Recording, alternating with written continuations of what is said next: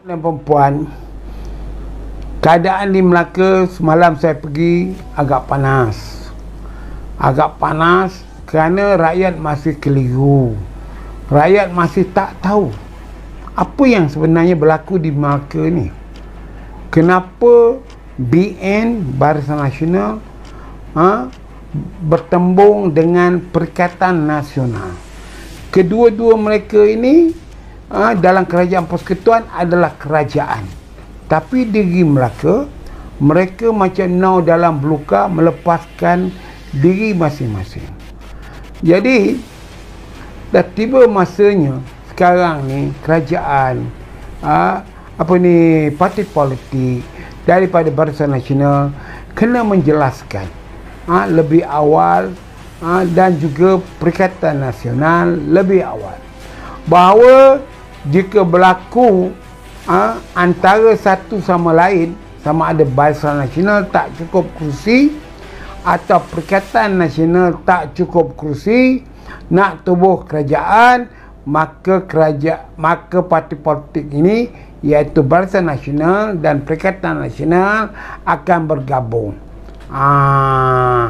Jadi masalahnya sekarang perkara ini sekarang jadi confused.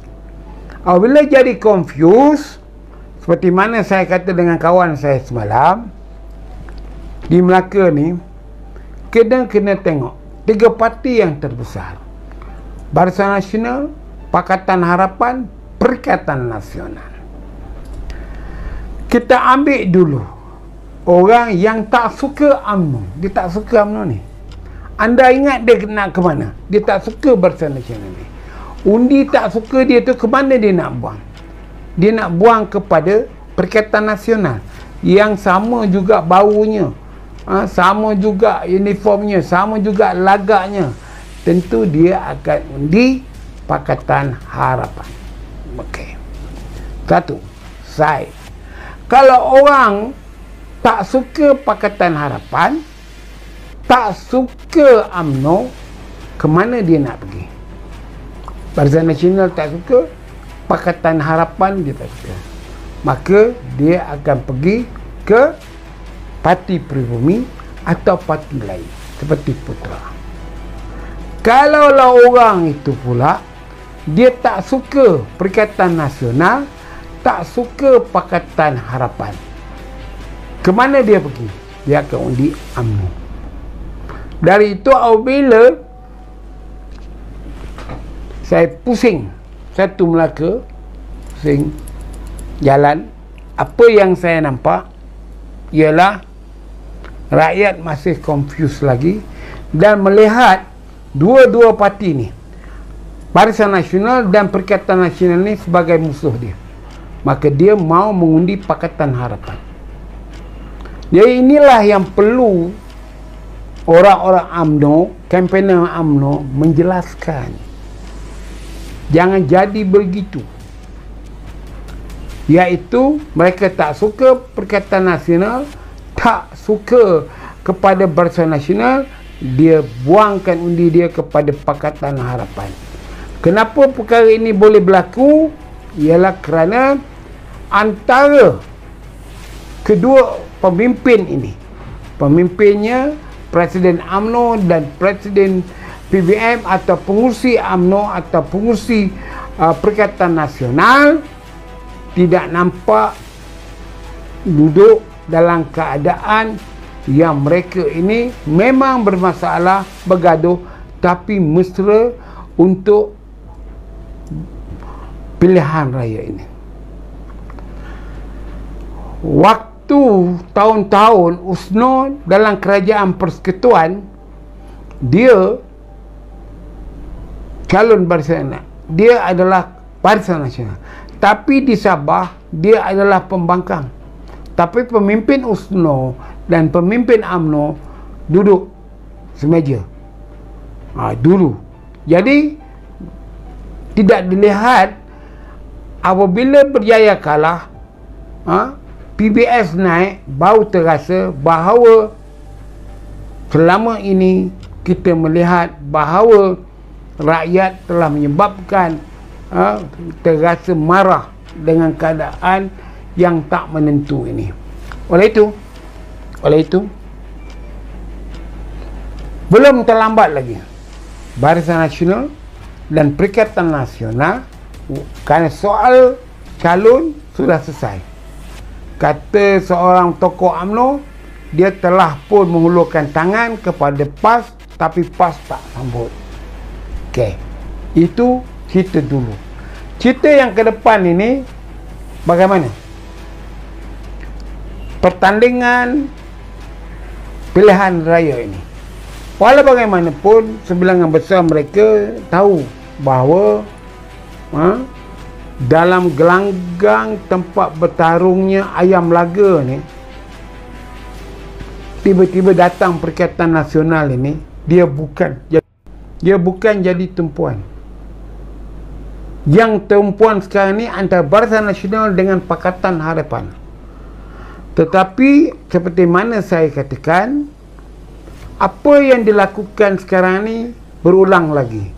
Apabila PAS bertanding di kawasan-kawasan UMNO, kabarnya pembiayaan wang itu dari UMNO sendiri. UMNO yang suruh PAS ini bertanding, di mana UMNO bertanding. Apa yang terjadi? Undi UMNO dan undi PAS terpisah, maka yang menang Pakatan Harapan. Kenapakah perkara ini berulang lagi dalam pilihan raya negeri Melaka? Jadi kita kena berfikir sekarang. Pucuk pimpinan parti dari Barisan Nasional, daripada Perikatan Nasional, kena duduk semeja balik. Para menteri telah diberitahu bahawa tidak boleh berkempen di Melaka, tidak boleh buat majlis atas nama kementeriannya, hanya pergi melawat tempat parti dia bertanding atau membantu dia. Jadi kita semua ini kena memikirkan baik-baik. Itu sebab kita sekarang ni tanya betul-betul. Barisan Nasional dah letakkan namanya Sulaiman Ali. PS telah namakan ketua menterinya Adli Zahari. Parti Bersatu atau Perikatan Nasional belum ada menamakan siapa lagi. Jadi kalau UMNO kurang kursi, Perikatan Nasional tinggi kursi, bolehkah UMNO bertuadkan, berketua menterikan daripada Perikatan Nasional? Boleh. Ataupun kalau UMNO banyak, besar kursinya, dan menjemput parti Perikatan Nasional bersatu untuk menubuh kerajaan, bolehkah Perikatan Nasional menerima Sulaiman Ali sebagai ketua menteri? Ini yang perlu anda semua kena faham. Kena faham betul-betul. Penyelesaian ni kena dibuat sekarang. Kita ada masa 8 hari lagi, tak faham? 1 minggu. UMNO dan Parti Bersatu kena duduk balik dalam meja bulat, bincang lagi. Kerana kita lihat sekarang, kalau takut dua-dua melepas, bagaimana? Dan saya amat bimbang sekarang, jika PBM pun kalah semua, Barisan Nasional menang 13 kursi, tak boleh membentuk kerajaan, tiba-tiba ada PKR yang menang atau Amanah yang menang, lebih kurang dalam 3 atau 4 kursi. Bagaimana pula kalau UMNO memanggil PKR 4 kursi untuk bergabung menubuhkan kerajaan Melaka, atau memanggil Amanah menubuhkan kerajaan negeri Melaka? Sebab kalau katakan tadi Barisan Nasional menang 13 kursi,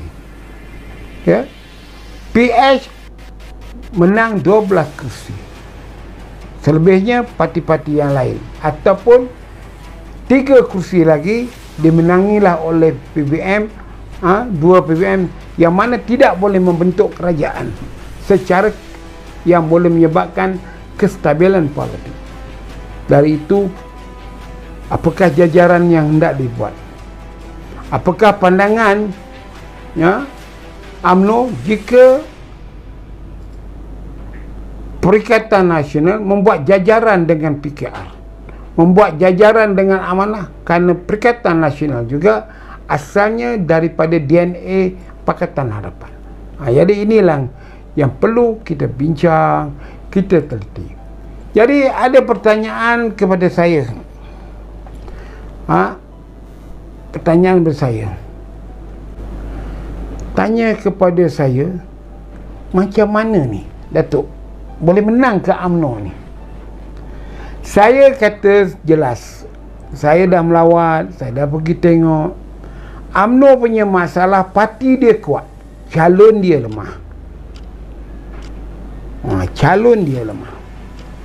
Parti dia kuat, calon dia lemah. Pakatan Harapan, parti dia juga kuat, calonnya kuat. Perikatan Nasional, parti tak kuat, calonnya tak kuat. You bayangkanlah bagaimana ni nak menyelesaikan benda ni.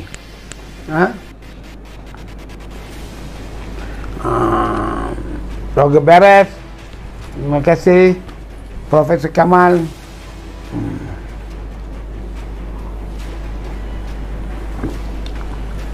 Macam mana nak buat?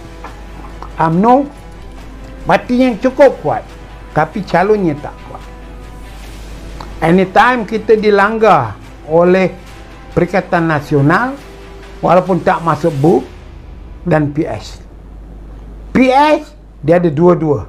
Dia ada calon yang kuat, dia ada parti yang kuat.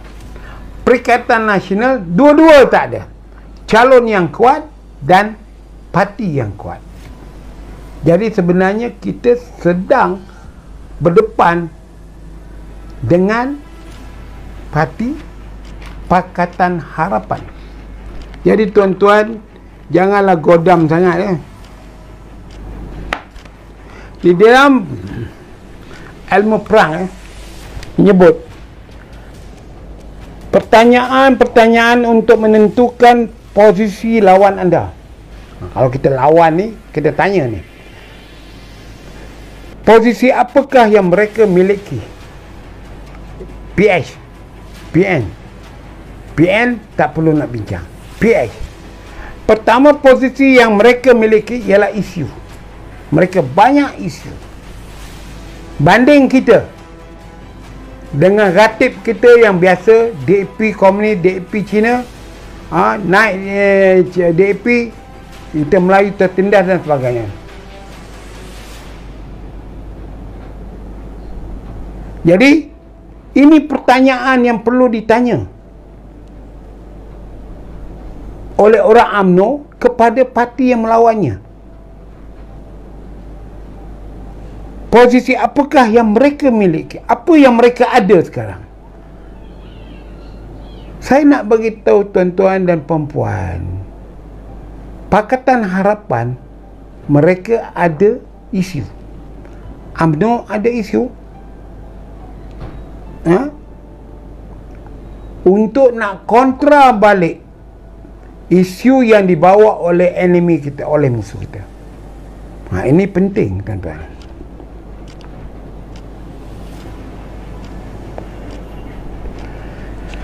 Signal apakah yang menunjukkan, kalau biasa bahasa dia, indikasinya bahawa mereka sedang mengubah dan memperkuatkan posisi mereka? Apa indikasinya? PS sekarang indikasinya mudah. Dia meletakkan tokoh Samsul Iskandar, bekas Timbalan Menteri, ahli Parlimen, bertanding di paya rumput. Permulaan serangan UMNO, kata dia bakal ketua menteri. PS tak sekata, tapi dia dah sucikan, dia meletakkan Adli Zahari daripada Amanah jadi ketua menteri. Maka segala hujah serangan kita telah tamat. Jadi apakah indikasinya dia orang mengubah taktik sekarang? Indikasi yang mereka lakukan ialah meletakkan seorang yang pernah menjadi ketua menteri tetapi tidak kontroversi.